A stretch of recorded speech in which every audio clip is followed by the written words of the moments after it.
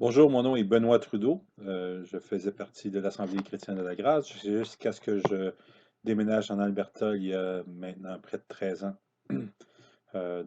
Pasteur Régent était mon pasteur, mon mentor, un très très bon ami à moi. Alors qu'on discutait ce matin à propos de sujet du royaume de Dieu, euh, il m'a mentionné que il aimerait bien que je fasse, que je participe à son site Culture du Royaume. Donc, c'est la vidéo numéro 1. Nous sommes en beau milieu au niveau du pays d'une quarantaine à cause du coronavirus. Je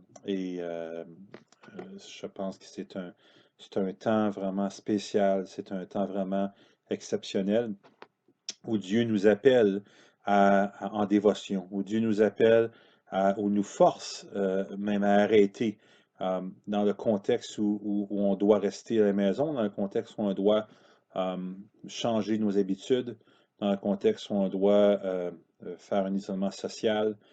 Dieu nous appelle, le parallèle que je fais, c'était lorsque Jésus a appelé les disciples à rester dans la chambre haute afin d'attendre la venue de l'Esprit.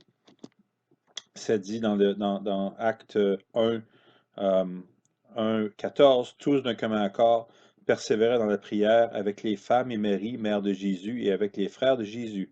En ce jour-là, Pierre se leva au milieu des frères. Le nombre des personnes réunies était d'environ 120. Donc ici, on mentionne le chiffre de 120. Plus tard, au début du chapitre 2, ça dit que le jour de la Pentecôte, ils étaient tous ensemble réunis. Donc encore, on réfère à ces 120-là. Et je pense que c'est vraiment une image, c'est vraiment une préparation, c'est vraiment un encouragement de rester en prière et de persévérer dans la recherche du royaume, dans notre dévotion, dans la recherche d'une relation avec Jésus-Christ euh, qui va, euh, qui va nous amener à cultiver notre jardin personnel, qui va nous amener, qu'est-ce que ces disciples-là ont fait pendant les 10 jours qu'ils ont attendu que l'Esprit vienne sur eux.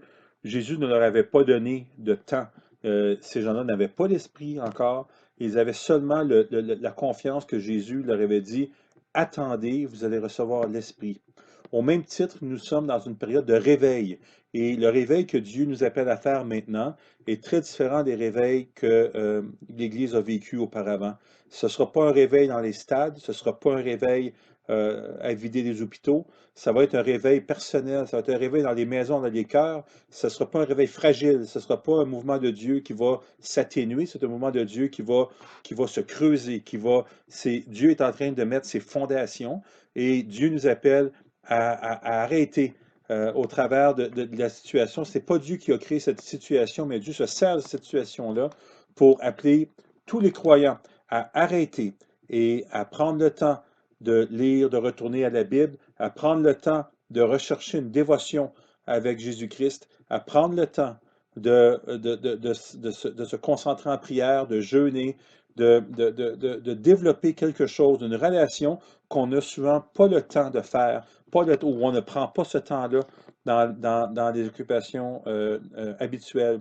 Et je pense qu'en faisant ça, en nous appelant dans la chambre haute, en nous appelant à rester chez nous en prière, Dieu est en train de creuser des puits dans nos cœurs, des puits de foi tellement profonds que lorsque on va être rassemblés ensemble, lorsqu'on va avoir l'autorisation par les autorités gouvernementales de se rassembler de nouveau, ça va être des tisons ardents.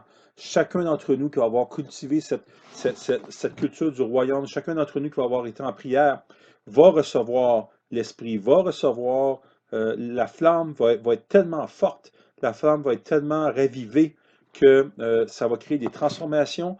On va se mettre à voir des choses qu'on n'a jamais vues auparavant. On va se remettre à voir des miracles. On va être capable d'amener des guérisons, de lever les gens, de réveiller les morts. On va être capable de faire des choses où on va vraiment devenir la lumière dans ce monde, ce qu'on a été appelé de tout temps à être, la lumière dans ce monde. Maintenant, on va être capable de le manifester.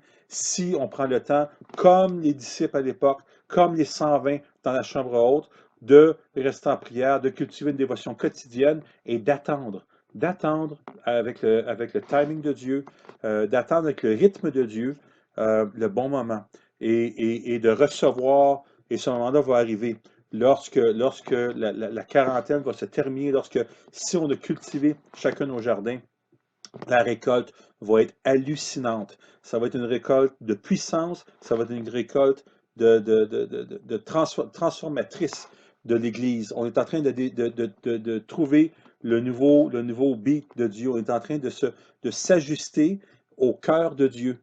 Jésus, malgré qu'il a seulement eu 3 ans et demi de ministère, ne s'est jamais pressé. Il a toujours dit, je fais ce que je vois mon Père faire. Donc, on est appelé à faire la même chose. On est appelé dans la chambre haute présentement à se recueillir, à avoir une dévotion personnelle avec Jésus-Christ, à le connaître davantage, à avoir une relation avec notre époux, à avoir une relation avec Christ comme on ne l'a jamais eu auparavant. Et on n'a aucune excuse pour ne pas le faire et pour se préparer dans un réveil qui ne sera pas fragile, qui est une base, c'est un puits qu'on est en train de creuser, un puits au lieu d'avoir une relation d'1 pouce de profond par 2000 pieds de large, on va avoir une relation de 6 pouces de large par 2000 pieds de profond qui est avec une source qui ne va jamais, jamais se tarir. Donc, je vous encourage vraiment par cette parole à retourner dans Actes, à regarder qu'est-ce que les disciples ont fait et à vous préparer à recevoir la puissance de Dieu et la puissance du royaume. Passez une bonne journée.